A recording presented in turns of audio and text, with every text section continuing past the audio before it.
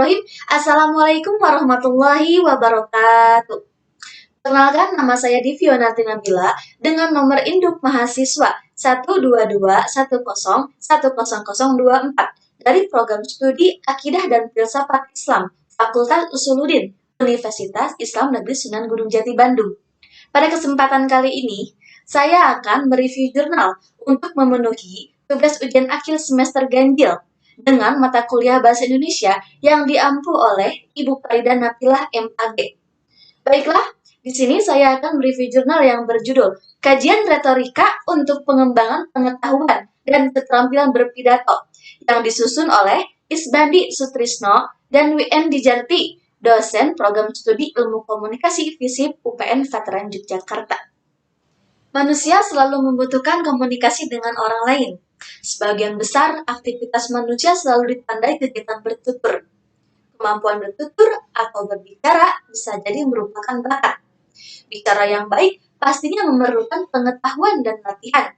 Disinilah retorika sebagai ilmu berbicara diperlukan oleh semua orang. Apa sih itu retorika? Retorika sering dipahami sebagai ilmu berpidato, the art of oratory. Seni penggunaan bahasa secara efektif, the art of using language effectively. Seni berbicara dengan baik yang dicapai berdasarkan bakat alam dan keterampilan teknis. Retorika merupakan ilmu dan seni mengajar orang untuk terampil dalam menyusun tutur kata yang efektif. Retorika juga merupakan seni untuk memanipulasi percakapan, the art of speech. Istilah retorika muncul pertama kali di Yunani kuno, sekitar abad ke-5 sebelum Masehi. Saat itu merupakan masa kejayaan Yunani sebagai pusat kebudayaan Barat. Dan para filsufnya saling berlomba-lomba untuk mencari apa yang mereka anggap sebagai kebenaran. Nah, pengaruh Yunani ini menyebar sampai ke dunia timur, seperti Mesir, India, Persia, Indonesia, dan masih banyak lagi. Retorika mulai berkembang pada zaman Socrates, Plato, dan Aristoteles. Retorika mulai berkembang menjadi suatu ilmu pengetahuan, dan yang dianggap sebagai guru pertama dalam ilmu retorika adalah Georges.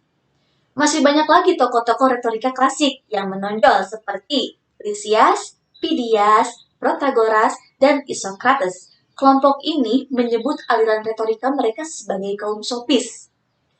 Menurut aliran ini, retorika merupakan alat untuk bertutur seperti kepandaian berbicara, kefasihan berbahasa, pemanfaatan emosi, dan keseluruhan tutur harus ditujukan untuk mencapai kemenangan. Namun, Aristoteles memberikan pengertian yang berbeda dan berlawanan dengan kaum sofis. Menurut filsuf terkenal ini, retorika adalah ilmu yang mengajarkan orang keterampilan menemukan secara persuasif dan objektif.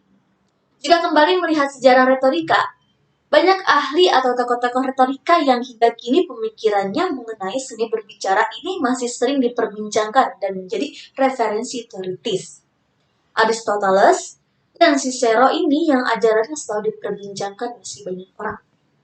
Lanjut ke analisis konsep teori retorika dan pidato para rektor atau orator.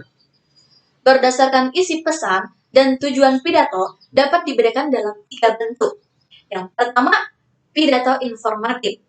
Pidato informatif ditujukan untuk menambah pengetahuan pendengar.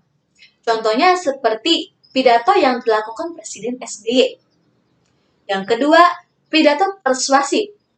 Pidato persuasif merupakan pidato yang bertujuan untuk mempengaruhi pendengar dengan membujuk pendengar agar mengubah pilihan atau sikapnya. Contohnya seperti pidato yang dilakukan oleh Insinyur Soekarno.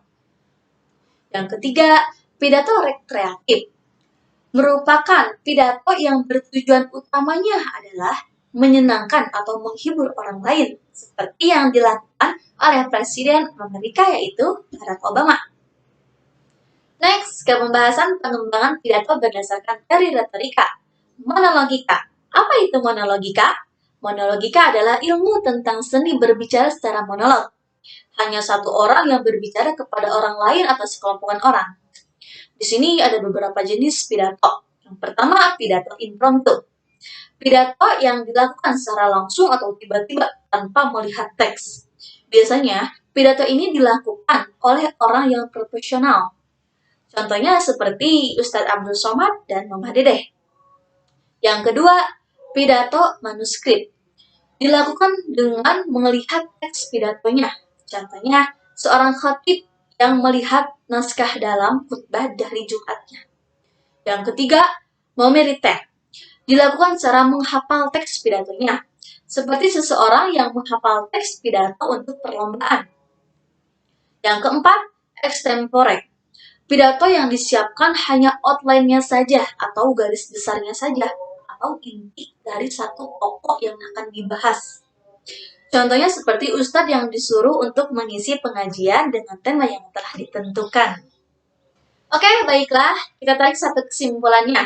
Retorika merupakan tradisi penyampaian pesan secara lisan dalam bentuk pidato, dengan menggunakan kata-kata atau bahasa yang indah dan perhatian. Cukup sekian yang bisa saya sampaikan. Mohon maaf bila ada kesalahan karena saya dalam proses pembelajaran. Wassalamualaikum warahmatullahi wabarakatuh.